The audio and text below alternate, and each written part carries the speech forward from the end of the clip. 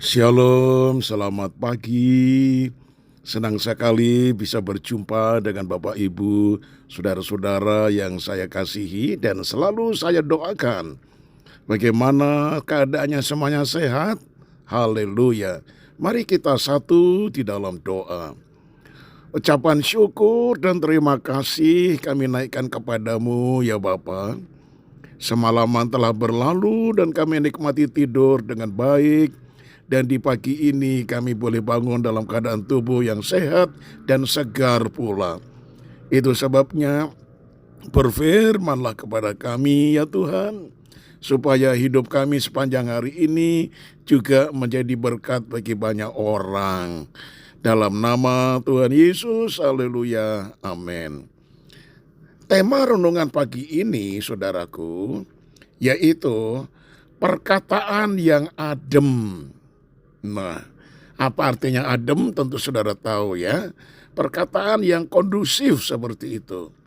Kolose 4 ayat 6, saya bacakan seluruhnya ayat ini. Hendaklah kata-katamu senantiasa penuh kasih, jangan hambar. Ketika kamu tahu bagaimana kamu harus memberi jawab kepada setiap orang. Nah, saudara, ada seorang pria pergi makan di sebuah warung. Lalu dia melihat dalam makanan itu ada rambut. Lantas dia dengan nada tinggi dan emosi memanggil pelayan. Dengan marah dan membentak dia, suruh pelayan warung segera mengganti makanan itu. Pelayan itu pun mengambil makanan itu, dibawa ke dapur, rambutnya dibuang. Makanan itu dipindahkannya ke mangkuk baru, disajikan kembali ke orang tadi. Rambutnya saja yang dihilangkan, namun makanannya tetap itu saja, tidak diganti. Pelayan melakukan seperti itu karena merasa dongkol juga. Ia tersinggung dengan perlakuan tamu yang dianggap berkelebihan marahnya.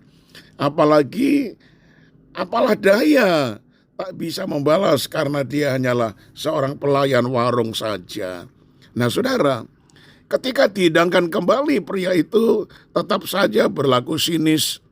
Tapi makanannya disantap dengan lahap sampai habis. Tak tahu dia apa yang sebenarnya dilakukan pelayan itu. Kasihan tamu dan pelayan itu, bukan? Mereka perlu bertobat. Nah saudara, ini kebalikannya. Pada waktu yang berlainan, terjadi hal yang sama. Makanan di warung itu bercampur rambut lagi. Tetapi kali ini orang yang makan seorang pria yang hatinya adem tentrem. Nah saudara, pria yang satu ini berbeda. Dengan nada halus disertai senyum, dia memanggil pelayan dengan santun dan berkata, "Mas, kelihatannya dalam makanan ini ada rambutnya. Apakah Mas bisa mengganti? Maaf ya Mas." Nah, pelayan itu pun minta maaf. Diambilnya pelayan makanan itu, dibawa ke dapur dan dibuang. Dia masak lagi makanan yang baru, malah dia buat lebih enak dari yang tadi. Nah, setelah selesai dihidangkan kembali, pelayan itu pun berkata, "Saya minta maaf ya Pak, karena berbuat salah. Terima kasih ya Pak, sudah sabar menunggu." Tamu warung itu dengan ramah berkata, "Nggak apa-apa kok Mas, terima kasih ya." Pria itu dengan lahapnya menyantap makanan tersebut dengan nikmat sampai habis. Nah saudara, dari peristiwa ini kita diingatkan untuk berkomunikasi dengan baik dan santun dengan siapapun dalam setiap tingkatan dan level.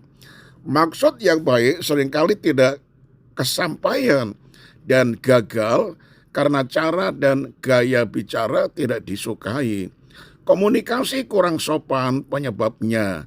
Bungkus sikap dan kata-kata kurang baik membuat runyam dan kandas maksud yang baik. Kita sering berkata, isi yang penting bukan bungkusnya. Namun bukankah sebelum orang melihat isi, bungkus dulu yang dibuka? Bagi kita mestinya memang isi yang terutama. Tetapi alangkah sempurnanya jika isi itu berada dalam bungkus yang baik. Orang akan tertarik melihat isi yang baik bila ditawarkan dengan bungkus yang bagus dan tertata sedemikian menarik dan menawan.